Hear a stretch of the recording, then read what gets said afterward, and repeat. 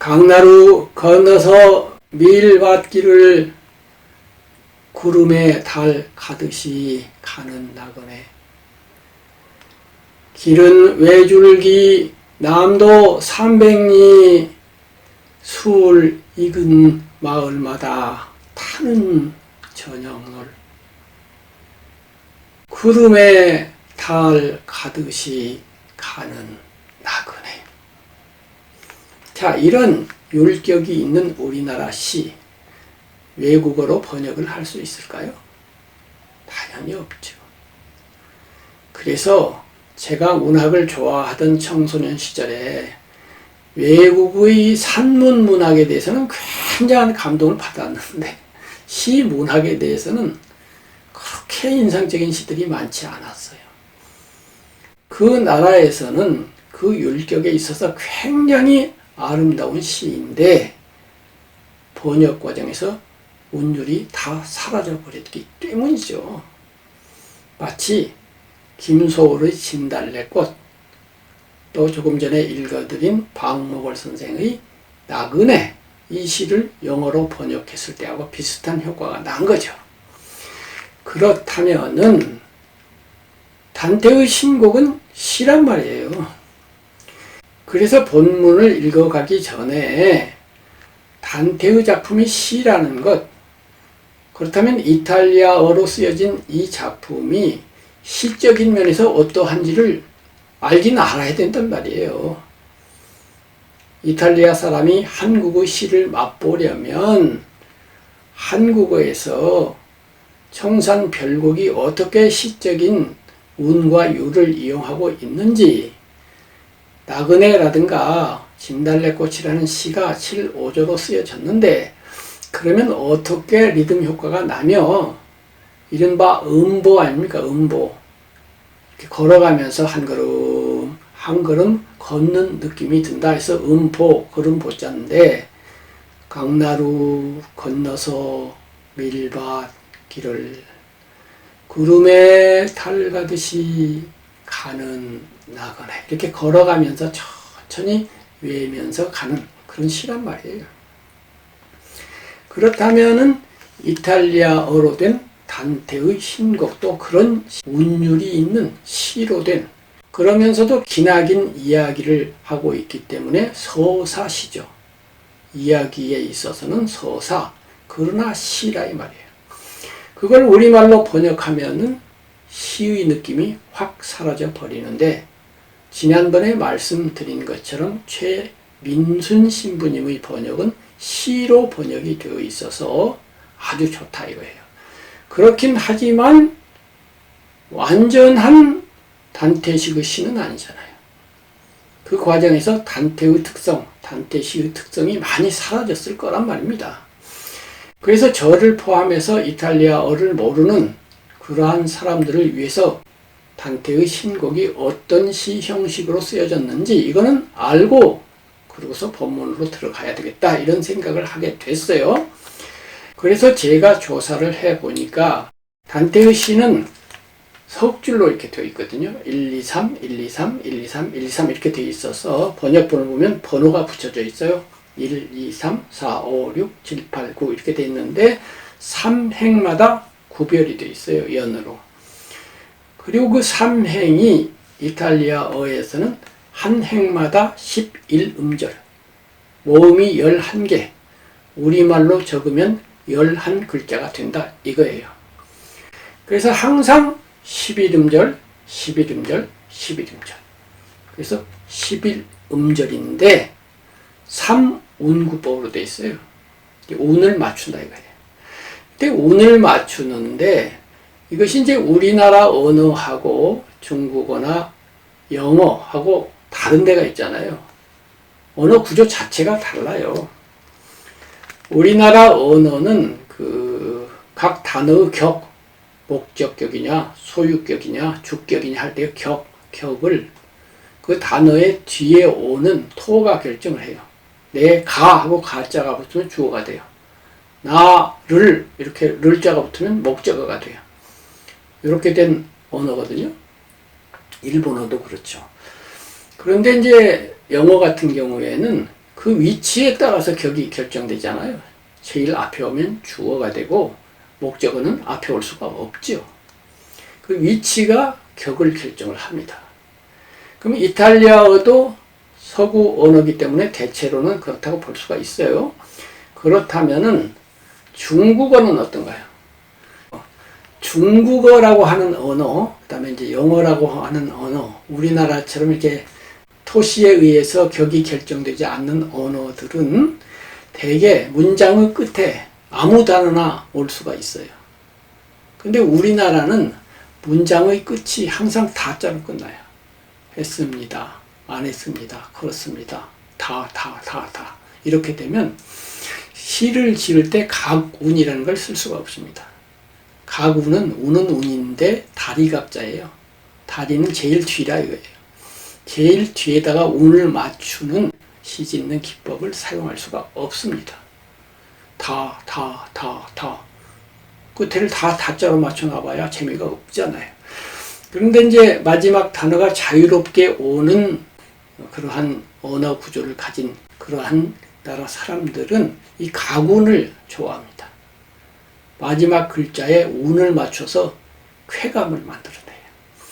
먼저 중국어에서 어떻게 되는지 보겠습니다. 저는 중국어를 모르지만은 이 중국어를 이제 한문을 우리말로 이렇게 고쳐서 읽을 때에 중국어에서의 운과 우리말에서 운이 거의 일치를 합니다. 그래서 우리말로 읽어도 중국어로 읽는 거에 준하는 운의 맛을 느낄 수가 있습니다. 쉬운 시를 하나 소개해 드릴게요. 이미 알고 있는 분들도 많겠죠. 이백, 당나라 때 유명한 시인이죠. 이태백. 이백의 시 산중문답이라는 시가 있습니다. 넉 줄로 되어 있죠. 무녀 하사 서 벽산 소위 부답 심자한 도화 유수 묘연거 벼류 천지 비인간. 무녀 하사 서 벽산. 묻는다 나에게. 하사 무슨 일로 서벽산 푸른 산에서 숨어서 사느냐고, 깃들여서 사느냐고. 무녀 하사 서벽산 소위 부답 심자한. 소위 웃는다, 웃을 뿐.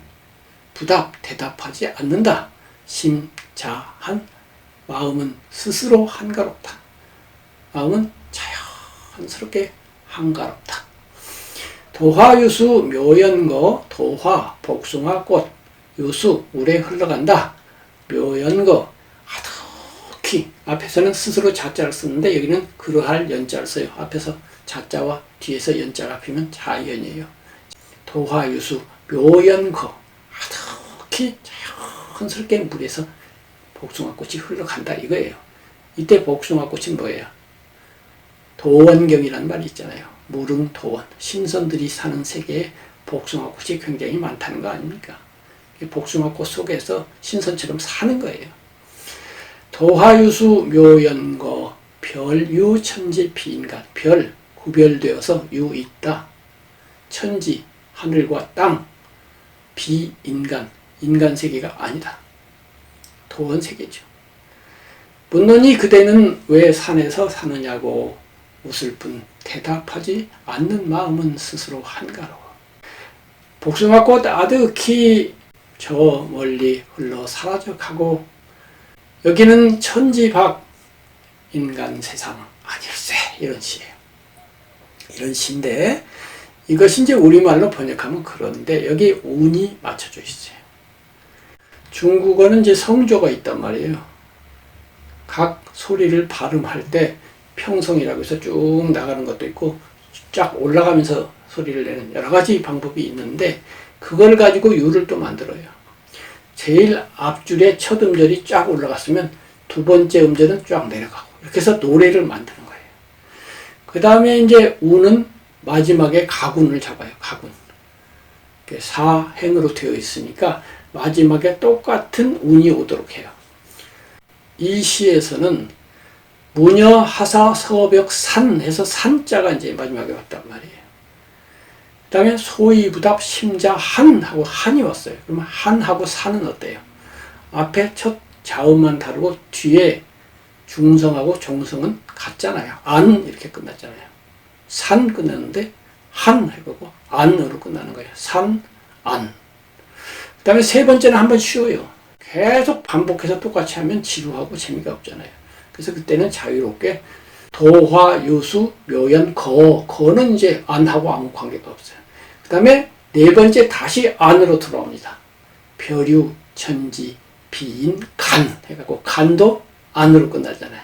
이렇게 삼, 한, 간 이렇게 해서 안으로 끝나는데 세 번째 한번 쉰다 이거예요. 쉬면서 긴장을 풀어주는 거예요. 그렇지만은 똑같은 것이 반복됨으로써 오는 쾌감을 느끼도록 그렇게 되어 있는데 이제 단태로 들어가 보자고요.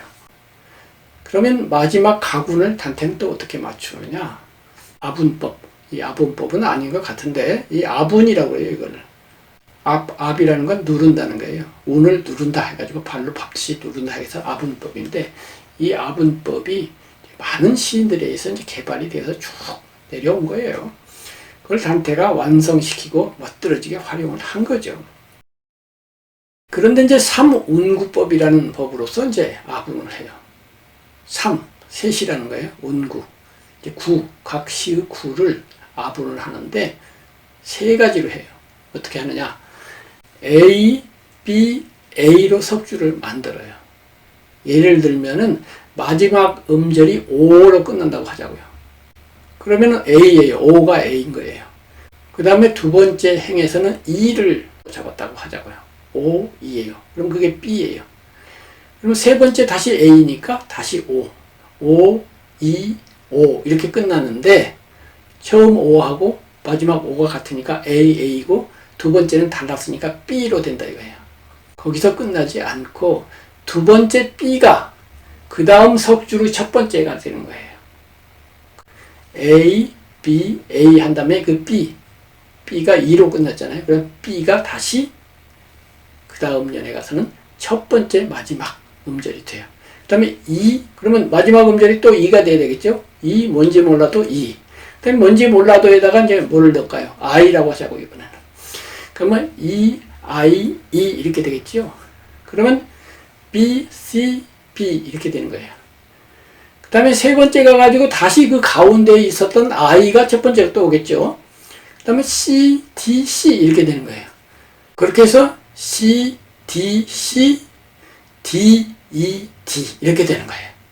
이렇게 계속 맞춰 나가는데 그럼으로써 말로 설명하면 어렵지만은 노래를 부르는 듯한 그런 느낌이 들어요. 어쨌든 오늘은 단태의 신곡이 기본적으로는 시라는 것. 시는 다른 나라 언어로 번역하기가 어렵다는 것. 그래서 우리는 단태의 작품을 시의 느낌으로 맛있게, 멋있게 감상하기가 어렵다는 것. 거의 불가능하다는 것. 그런데 다행하게도 최민순 신부님이 시어로서 특히 고어로 번역을 하셨어요. 예스런 번역을 한 거예요. 아흐 이런 거예요. 지금 안 쓰잖아요. 이걸 이렇게 하면 느낌이 안 나잖아요. 아흐 얼마나 대견한고 이래야지. 얼마나 대견한고 느낌 안 나요.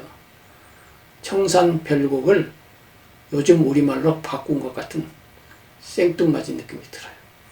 700년 전에 쓰여진 작품이니까 고어로 고려시대나 조선시대 언어로 말을 해야 느낌이 나잖아요. 그래서 참 이 번역이 훌륭합니다. 제 마음에 정말로 들어요. 그렇긴 합니다만은 단태가 사용한 3운구법 이런 운구법은 다 사라져버리고 11음절을 한 행으로 삼는 이것도 사라져버렸더라 이거예요. 훌륭한 시인 번역자가 있다면은 7호조로 번역해도 좋을 것 같아요. 그래서 소월의 진달래꽃처럼 나보기가 역겨워 가실 때에는 말 없이 고이 보내드리오리다 이런 식으로 딱 번역을 해서 단태의 시를 소월시처럼 읊을 수 있다면 얼마나 좋겠습니까? 아무튼 오늘은 단태의 작품 본문에 들어가기 전에 그 작품이 가진 시적인 면에 대해서 말씀을 드렸습니다. 다음 시간부터는 바로 본문으로 들어가도록 하겠습니다.